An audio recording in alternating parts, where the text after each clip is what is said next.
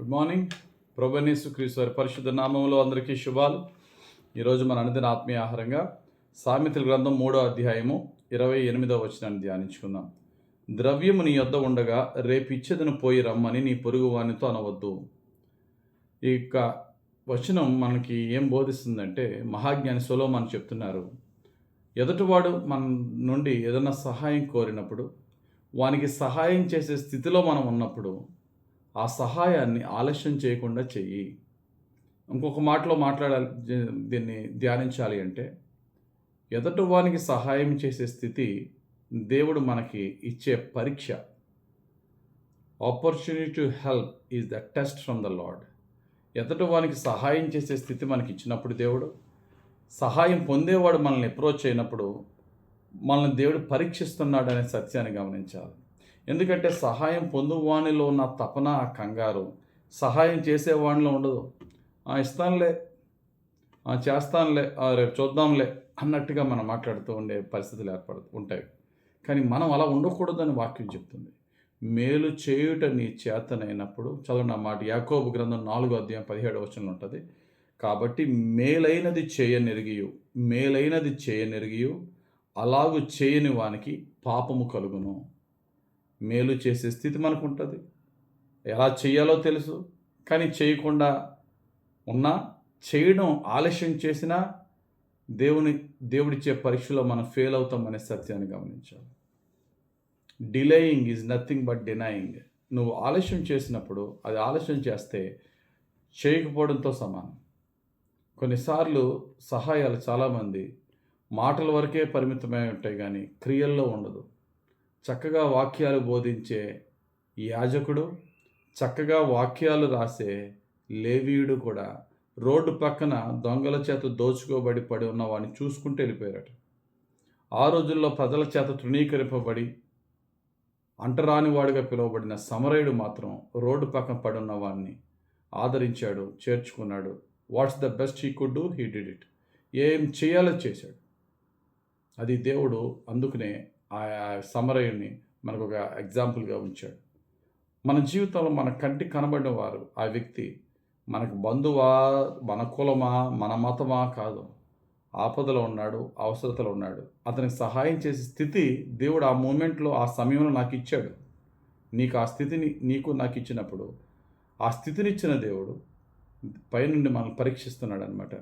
ఇతడు సరైన విధంగా రెస్పాండ్ అవుతాడా ఆవిడ? ఇతడు కష్టం వచ్చినప్పుడు తండ్రి అని నా వైపు చూసినప్పుడు నేను ఎలా సహాయం చేస్తున్నాను? మరి ఇతరుల ఆపదలో ఉన్నప్పుడు ఇతడు ఎలాగ స్పందిస్తాడు అని దేవుడు మనం పరీక్షిస్తున్నాడు అనే సత్యాన్ని తెలుసుకోవాలి. కాబట్టి మనము చేసే సహాయం ఎలా ఉండాలంటే, మాటతో కాకుండా క్రియలతో ఉండాలి. యోహాను రాసిన మొదటి పత్రిక 3వ అధ్యాయం 18వ వచనంలో, చిన్నపిల్లలారా, మాటతోనూ నాలుకతోనూ కాక క్రియతోనూ సత్యముతోనూ ప్రేమింతుము. కొంతమంది చాలా సహాయం చేస్తున్నట్టు బాగా మాట్లాడతారు, చిన్న సహాయం చేయరు. మన సహాయం మాటలు కాదు, క్రియల్లో ఉండాలి. మన సహాయం ఆలస్యంగా కాదు, ఇమ్మీడియట్గా రెస్పాండ్ అవ్వాలి.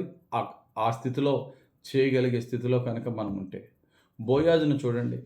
బోయాజుని చేరిన రూత్ యొక్క విజ్ఞాపన బట్టి బోయాజ్ ఎంత ఇమ్మీడియట్ రెస్పాండ్ అయ్యాడంటే, రాత్రి అడిగింది ఉదయమే మీటింగ్ పెట్టేసి వెంటనే క్లియర్ చేశాడు ఆ ప్రాబ్లమ్ని. మన జీవితంలో కూడా ఒక బోయాజ్ని ఎగ్జాంపుల్గా తీసుకుంటే, మనం కూడా అలాగే రెస్పాండ్ అవుతున్నామా ఎదుటి వారికి సహాయం చేసే విషయంలో? అంటే చేయగలిగి ఉంటే, చేయలేకపోతే అది వేరే విషయం. చేయగలిగి కూడా మనం చేద్దాంలే, చూద్దాంలే అనే స్థితిలో ఉండకుండా, ప్రభువా, నువ్వు నాకు ఇచ్చిన సామర్థ్యాన్ని బట్టి నేను ఎలా స్పందించాలో నన్ను నడిపించు ప్రభువా. నువ్వు నన్ను పరీక్షించినప్పుడు నీ దృష్టికి యోగ్యునిగా, అంగీకారంగా ఉండే జీవితం నాకు ఇవి ప్రభు అని దేవుడిని అడగాలి. ఉదాహరణకి, మంచి ఉన్నత స్థితిలో ఉన్న ధనవంతుని ఇంటి బయటే పేద స్థితిలో ఉన్న లాజర్ని దేవుడు పెట్టాడు. ఎందుకు అంటే, ధనవంతుని పరీక్షిస్తున్నాడు. ధనవంతుడా, నీకు తిన్నా మిగిలిపోయిన బోల్డంత ఉంది. బయట ఆకలితో ఉన్న లాజరు అల్లాడిపోతున్నాడు ఆకలితో. వాడికి ముద్ద అన్నం పెట్టడం నీకు పెద్ద కష్టం కాదు. పెడతావా లేదా? రేపన్న రోజుని దేవుడు తీర్పు తీర్చేటప్పుడు అదే ఒక పాయింట్, ముఖ్యమైన వ్యాలిడ్ పాయింట్ అవుతుంది. కరుణించేవా నువ్వు? కాబట్టి మన జీవితంలో కొన్నిసార్లు చాలా దీనమైన స్థితిలో ఉన్న వారిని దేవుడు మన దగ్గర రప్పించవచ్చు. వారే మనకు ఎదురవ్వచ్చు, లేక వారే మనల్ని అడగవచ్చు, ఏదన్నా అవ్వచ్చు.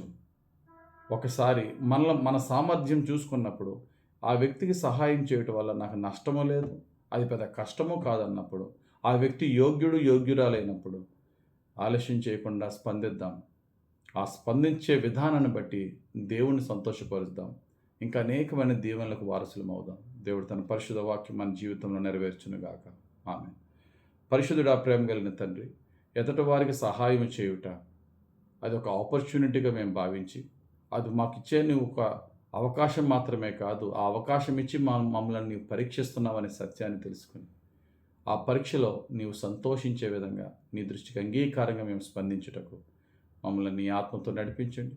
అది ఎప్పుడు పరీక్షించినా ఆ పరీక్షలో మేము గెలుచుకునే కృపాసహితమైన జీవితం మాకు దయచేయమని కోరుచు, మా జీవితకాలం అంతట్లో నీవిచ్చిన సామర్థ్యాన్ని బట్టి నీకు మహిమార్థంగా, ఎదుటి వారికి మేలుకరంగా, మాకు దీవెనకరంగా మేము జీవించే నీ పరిశుద్ధ జీవితము, నీ పరిశుద్ధాత్మని నడిపింపు మాకు అనుగ్రహించమని యేసుక్రీస్తు ప్రభు పేరట ప్రార్థించి వేడుకొంచున్నాం తండ్రి. ఆమెన్. తండ్రి యొక్కయు, కుమారుని యొక్కయు, పరిశుద్ధాత్మ దేవుని యొక్క పరిశుద్ధాత్మ నడిపింపు మనకు తోడుగా ఉండి ఎదుటి వారి పట్ల కృప చూపుచు పరమ తండ్రి కృప పొందుకునే విధంగా మనల్ని నడిపించును గాక. Amen. God bless you. Have very blessed day.